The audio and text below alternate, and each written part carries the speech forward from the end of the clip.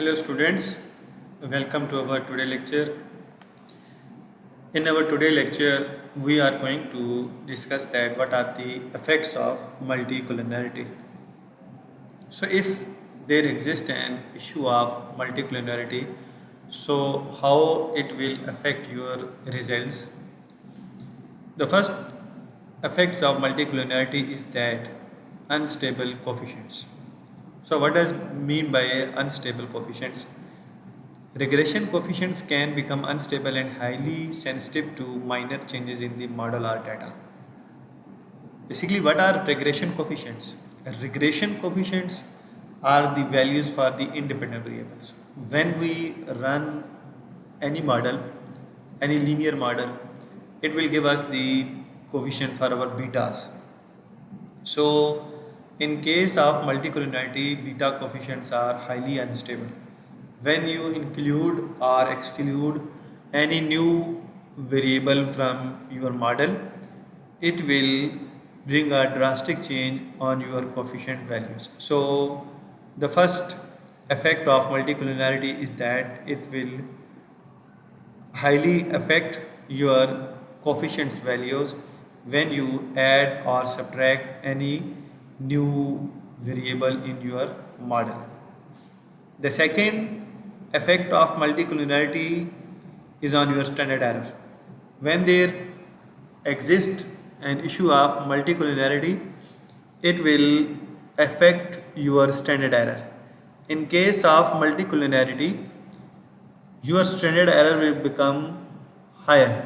Why? Because inflated standard errors of the coefficients leading to wider confidence intervals and less precise estimates. So when there is an issue of multicollinearity, so as we discussed in our previous lecture, that what is multicollinearity? Basically, multicollinearity is when two IVs are affecting each other. So when they are correlated with each other, they definitely affect their standard errors. So when they there exists an issue of multicollinearity, this will also affect your standard errors, and your standard errors becomes higher and higher, and this will affect the t stat values. As here I mentioned that how to get t values, we have to divide coefficient divided by standard error.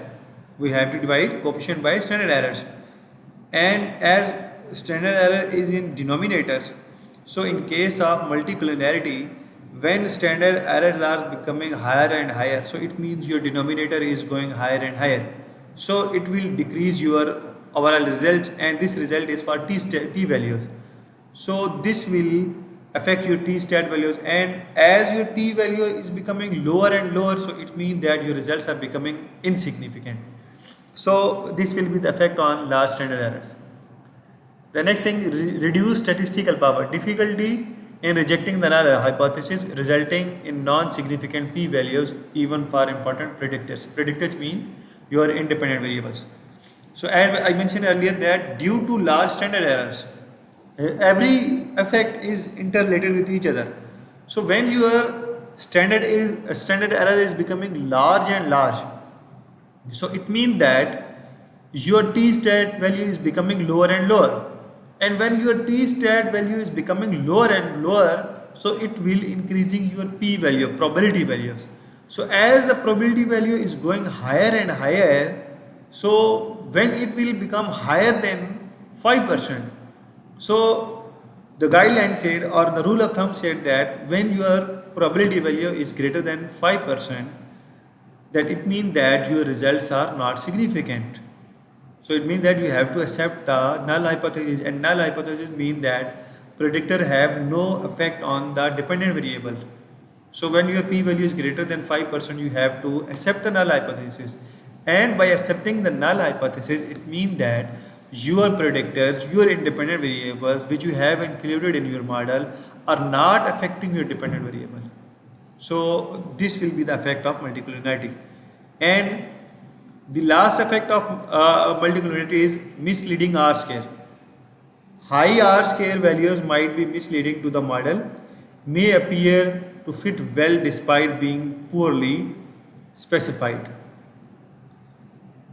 So misleading R square means that your if you have 3 or 4 predictors or regressors in your model, and out of these 4 predictors, 3 predictors are insignificant.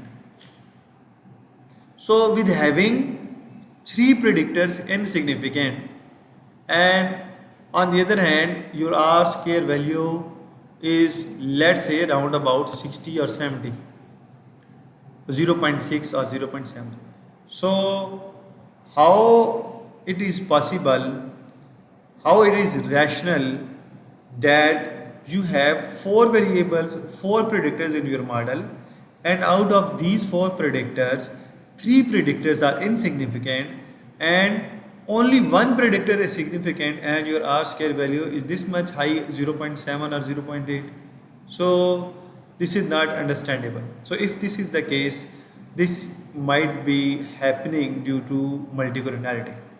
And why we are doing this, all of these regression analysis? Because we are interested for forecasting. We are interested to make forecasting, or we want to say that what will happen in future. So if there is an issue of multicollinearity, we cannot predict our forecasting. Our forecasting will be biased. So if there is an issue of multicollinearity, you cannot forecast for futures. You cannot make forecasting. So these are the effects of multicollinearity.